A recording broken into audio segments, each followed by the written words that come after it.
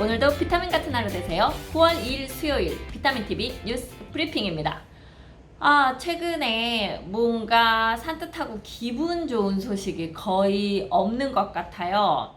현재 이 바이러스가 너무 창궐해서 우리가 불안 속에서 봤던 어떤 영화의 현실이 지금 구현되고 있지 않나 싶을 정도로 누적 확진자가 2만 명을 넘어서고 있고 중증 환자, 위중 환자도 100명을 넘어서면서 현재 이제 서울 쪽에서도 그 병상이 부족할 것을 걱정하는 그런 상황이 됐고요.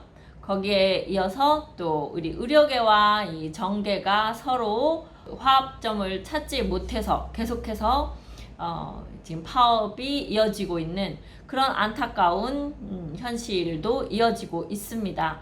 뭐 어느 쪽이 맞다 틀리다 우리가 정확히 양쪽을 다 들여다보고 있는 것이 아니기 때문에 밖에서 일방적으로 이 국민들의 건강을 볼모로 하고 있는 의사를 일방적으로 뭐 매도한다거나 또는 자기들 마음대로 무조건 이 나라를 이끌어 가려고 하는 또 정치권을 욕한다거나 이렇게 일방적으로 얘기할 수는 없겠죠. 조금 더 관심 가지고 양쪽을 다 들여다보고 얘기를 들어보고 우리가 어느 편을 들든지 아니면 좀 현실을 이렇게 인지하는데 도움을 받아야 할 것 같은 상당히 혼란스러운 시대라고 생각됩니다.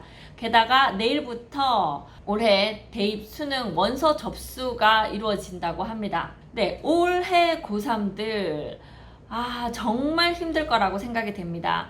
수업이 제대로 이루어지고 있지도 않고 모든 일정들이 또 뭐 연기되고 대학들 자체도 올해 신입생들 대학교 제대로 가본 적이 없이 이제 1년을 꼬박 보내게 생겼죠.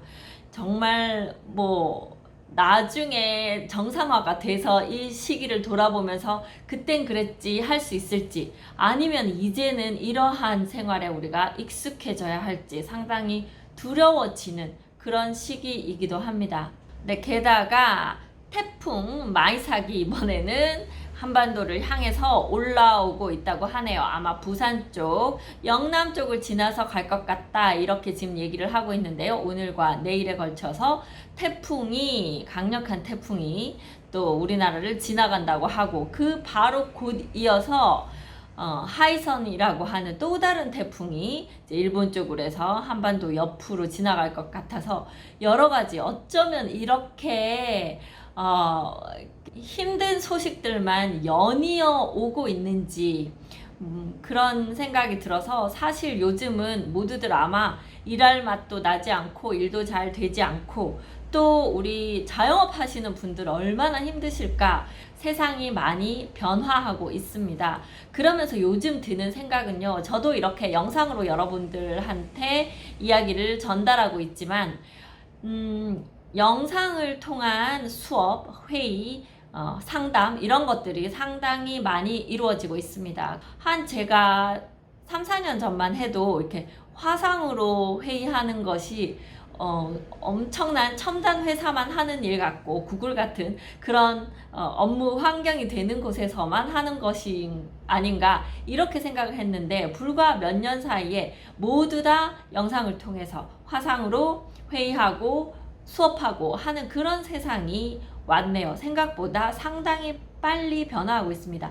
그러다 보니까 집에서 재택근무 하시는 분들 이제 많아지셨고 또한 아이들도 이제 온라인으로 그냥 수업하는 거 굳이 학교에 꼭 출석해야 되나 이제 이런 생각 들 정도로 많은 것들이 외부에서 이루어지고 있습니다. 그래서 우리가 점점 예전보다는 좀 큰 평수 집을 원하게 된 이유도 그거죠. 재택근무를 해야 하는데 막 아이들이 뛰어다니는 와중에 거실이나 식탁에 앉아서 일을 할 수가 없으니 일을 할 수 있는 공간이 별도로 있어야 합니다. 요즘은 대부분 맞벌이들을 하시다 보니까 집에서 남편분이 일하시는 영역, 또 아내분이 일하시는 영역 있어야 되고 아이들마저 영상으로 수업을 들어야 되는 그런 공간이 필요하다 보니 그 소리들이 서로 엉겨붙으면 안 되니까 따로 공간이 있어야 하죠. 그래서 좀 더 넓은 집에 대한 로망이 커지고 있는 그런 시기이기도 합니다. 자, 이렇게 여러 가지 힘든 가운데 반짝하고 즐거운 소식이 하나 있죠. 여러분들 이 음악 잠시 한번 들어보세요. 네, 혹시 이 음악 들어보셨나요? 네, 빌보드 싱글 차트 1위를 차지한 BTS 방탄소년단의 이 다이너마이트이라는 노래입니다. 지금 이렇게 온갖 것들이 다 한숨 나오는 이런 상황에 즐거운 소식을 전해줬는데요. 방탄소년단 미국에서 활동이 상당히 폭발적인 인기를 얻으면서 이루어지고 있다고 하니 이런 것에 기대서 우리가 조금이라도 위안을 받게 되지 않나 이런 생각이 들기도 합니다. 네, 그런데요. 지금 나라에서 갭 투자, 즉 전세를 끼고 집을 사는 것을 못하게 했습니다. 그래서 그 집을 이제 팔아야 돼. 전세를 끼고 산 집을 팔려고 하죠. 이렇게 하지 말라고 하니까. 그 집을 팔려고 하면 임차인들이 임대차 보호법에 의해서 이제 2년 더 거주하겠다. 이렇게 되면 나 이 집을 팔 거니까 2년 더 거주를 할 수 없습니다. 이렇게 얘기를 해야 되는데 그렇게 말한다 하더라도 그걸로 임대차 보호법에 계약 갱신 청구권을 거절하지 못한다. 네가 집을 팔 거라도 이 2년은 보장해야 된다로 지금 국가에서 정책이 나왔습니다. 그러니 팔고 싶은데 전세를 빼고 그 나중에 이 집에 새로 입주하실 분한테 팔려고 했더니 그 입주를 못 한다는 거예요. 2년 전세 더 살아야 된다는 거예요. 그러면 그 사람은 이 전세를 끼고 사야 되죠. 근데 국가에서 뭐라 그랬죠? 갭 투자하지 말라고, 전세 끼고 사지 말라고 그랬잖아요. 그럼 과연 이 집은 어떻게 해야 되는 걸까요? 도대체 정책이 이렇게 우리 국민들을 혼란스럽게 만들어도 되는 건지, 온 국민을 범죄자 취급해도 되는 건지 정말 요즘은 한숨만 나옵니다. 네, 정부가 7월 말 개정 주택임대차보호법을 전격 시행한 가운데 주택 매도 사유로는 세입자의 계약갱신 요구권을 거절하지 못한다고 해석하면서 집주인들이 멘붕 상태다. 집주인 입장에선 결국 전세를 내준 집을 팔려면 실거주 목적이 아닌 갭 투자자를 찾아 팔아야 하는데, 이는 갭 투자를 하지 말라는 정부의 주택 정책 방향과 어긋나 모순이라는 지적이 나온다. 국토부 주택정책과 담당자는 매도는 계약갱신 거절 사유가 안 된다.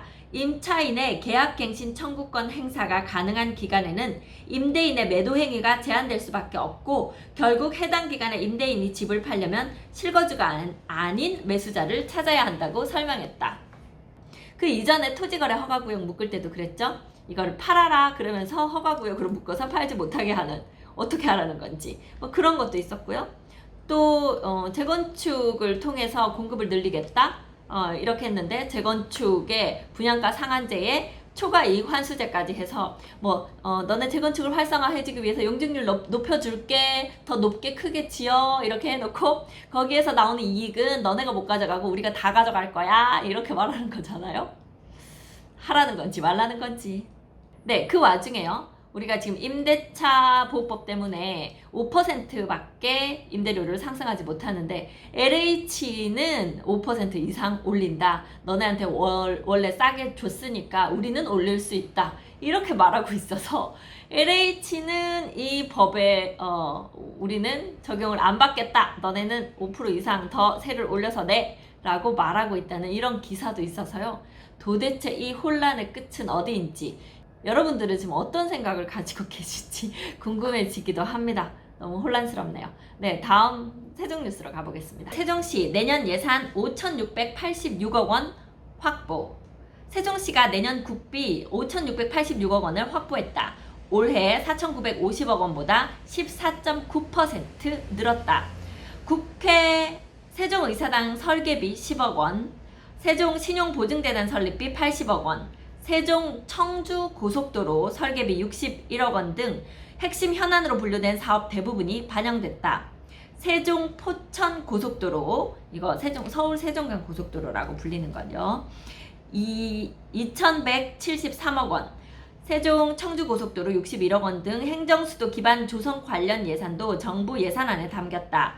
부강역에서 북대전 IC 연결도로, 행복도시에서 조치원 연결도로 등 광역교통시설 사업비 516억 원도 함께 반영됐다. 미래 성장 동력 확충을 위한 사업비도 포함됐다. 자율주행 실증 연구개발 지원 26억 원, 자율주행 빅데이터 관제센터 구축 36억 원, 지역 혁신 클러스터 육성 60억 원, 산학형 클러스터 지원센터 기능 보강 8억 원 등이 대표적이다.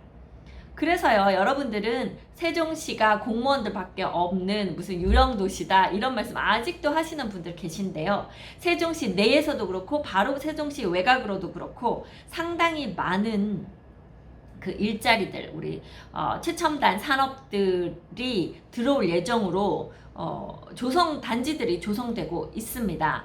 앞으로 향후 5년, 10년 지날수록 세종시 이 주변 충청 남북도의 변화가 상당히 눈부실 것으로 예상되는 그런 지점입니다. 국립박물관 단지 건립 사업비 320억 원, 아트센터 건립 273억 원, 세종보훈광장 조성 20억 원 등 문화인프라 확충 관련 주요 사업 예산도 담겼다. 세종시가 단순히 공무원 도시 또는 뭐 이런 최첨단 산업 도시뿐만 아니라 관광 도시로서의 그 역할도 많이 담당을 하고 있습니다. 그래서 여러 부문에서 지금 사업들이 진행되고 있고 21년, 22년 하나씩 둘씩 오픈을 하게 됩니다. 뭐 올 말에도 있고요. 수목원 같은 경우에. 그렇게 해서 세종시 전체의 빅픽처를 보시는 분들은 보고 계시겠지만 그 중간중간 뭐 상가가 공실이 많아요. 뭐 밤이 되면 깜깜해져서 뭐 어때요? 이런 말씀만 하시는 분들이 보시는 그 세계랑 앞으로 5년 10년 후에 세종시가 이렇게 발전해 갈 거라는 그림을 미리 머릿속에 그려두고 계신 분들이랑 아마 상당히 접근하는 방법이 많이 다를 것이라고 생각이 되거든요. 실제로 여기는 어떤 것들이 들어오고 있고 계속해서 길이 만들어지고 있고 교통망이 상당히 중요하죠. 그런 교통망들이 하나씩 둘씩 다 이루어져 가고 서울과 세종 간의 접근성 1시간 10분대 가능한 이제 이런 시기가 오기 때문에 여러분들이 생각하는 것보다 세종시가 거품이 아닐지도 모른다는 이런 생각들 조금 해보셔야 할 것 같기도 합니다. 이춘희 시장은 출범 이후 최대 규모로 확보한 국비 예산을 바탕으로 행정수도 완성과 지역경제 회복을 위해 최선을 다하겠다면서 앞으로도 지역 국회의원과의 협력 체계를 더욱 공고히 구축해 국회 심의 과정에서 국비가 추가 반영될 수 있도록 노력하겠다고 말했습니다. 네, 대전 뉴스 하나 전하고 마치도록 할게요. 대전 전세 매물 씨 말랐다. 새 주택임대차법 개정안 시행 한 달이 지나면서 대전 지역 전월세 매물이 줄고 있는 것으로 확인됐다. 1일 부동산 빅데이터 업체 아실에 따르면 지난 7월 1일 대전 아파트 전세 매물은 2,493건, 월세는 1,568건이었다. 그러나 이달 1일에는 전세 1,661건, 월세 1,354건으로 매물이 급감했다. 한 3분의 2 수준으로 내려간 것 같죠? 이처럼 전월세 상한제, 계약갱신 청구권제를 골자로 한 새 임대차 보호법이 전격 시행되면서 시중의 임대차 매물이 급감한 것으로 나타났다. 시장의 매물이 줄면서 전세 가격도 가파르게 오르고 있다. KB 리본의 월간 KB 주택가격 동향에 따르면 지난달 대전 아파트 전세 가격은 지난달에 비해 0.47% 상승해 6대 광역시 중 1위를 차지했다. 특히 서구는 전월 대비 0.95% 올라 5개 광역시 상승률 상위 지역 1위를 기록했다. 지역 부동산 업계 한 관계자는 정부가 내놓은 23번째 부동산 정책으로 집주인들이 늘어난 보유세를 부담하기 위해 전세 대신 반전세로 돌리고 있다며 여기에 새 임대차법까지 시행되면서 4년간 임대료를 조정할 수 없게 되면서 전세값이 오르는 상황이라고 했다. 대전의 전세값이 계속 오르고 있는 상황을 전달해 드렸습니다. 네, 저는 미스터 홈 세종센터 부동산 호스트 박다영이었습니다. 감사합니다.